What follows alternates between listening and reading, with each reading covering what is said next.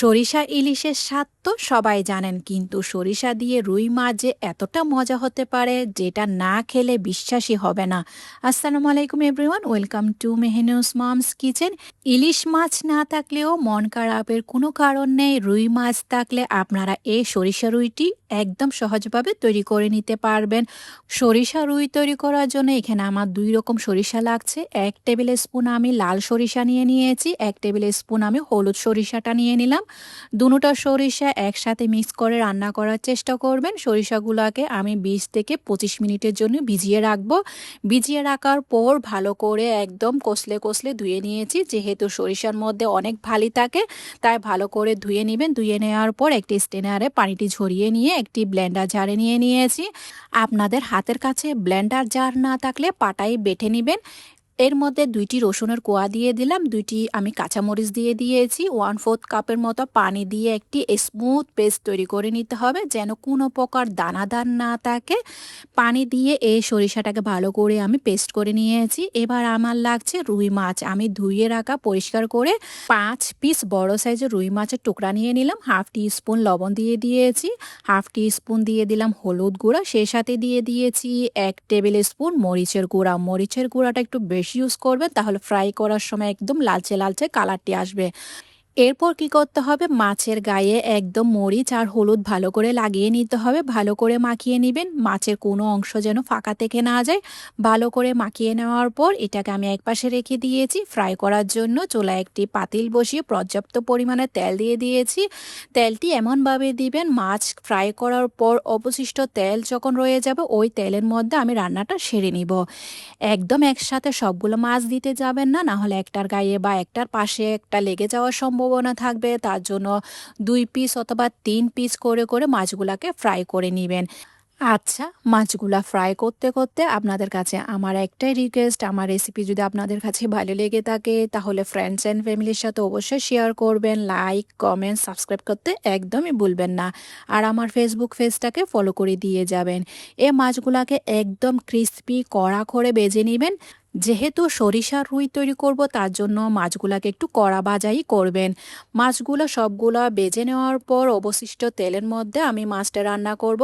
তেলের পরিমাণ একটু কম মনে হয়েছিল, তার জন্য 1 টেবিল স্পুন তেল দিয়ে দিয়েছি। 1 স্পুনের মতো আমি কালো জিরা দিয়ে দিলাম। একটি মিডিয়াম সাইজের পেঁয়াজকে স্লাইস করে দিয়ে দিয়েছি।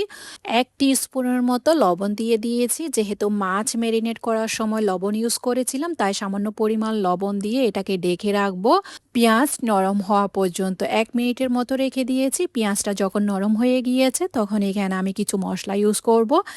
এর মধ্যে দিয়ে দিলাম 1 স্পুন হলুদ গুঁড়া, সাথে দিয়ে দিয়েছি 1 টেবিল স্পুন মরিচ গুঁড়া। আর কোনো প্রকার মশলা ইউজ করব না, শুধু হলুদ আর মরিচ গুঁড়া দিয়ে মশলাটাকে ভালো করে কষিয়ে নিতে হবে। কষিয়ে নেওয়ার পর এখানে যে আমি বেটে রেখেছিলাম বা পেস্ট করে রেখেছিলাম সরিষা পেস্ট, ওই পেস্টটা দিয়ে দিয়েছি। ব্লেন্ডার জারটা ধুয়ে সামান্য পরিমাণ পানি দিয়ে দিলাম। পানিটি দিয়ে আবারও ভালো করে এই মশলাটাকে কষিয়ে নিতে হবে। সরিষার মশলাটাকে ভালো করে কষানোর জন্য চুলার আঁচ লো করে দিয়ে ঢাকনা দিয়ে এভাবে রেখে দিয়েছি 2 মিনিটের মতো। দেখতে পাচ্ছেন তেল উপরে বেশি এসেছে, মশলাটাও ভালো করে কষানো হয়ে গিয়েছে। মশলা যত কষাবেন তত আপনার রুই সরিষা হবে একদম সুস্বাদু। কষানো হওয়ার পর এবার আমি ভেজে রাখা রুই মাছগুলো দিয়ে দিলাম। আলতো হাতে দিবেন যেন ভেঙে না যায়। সুন্দর করে মাছগুলাকে আমি বসিয়ে দিয়েছি। একটা স্পেশালার সাহায্যে আলতো হাতে মাছগুলাকে নেড়ে ছেড়ে দিতে হবে।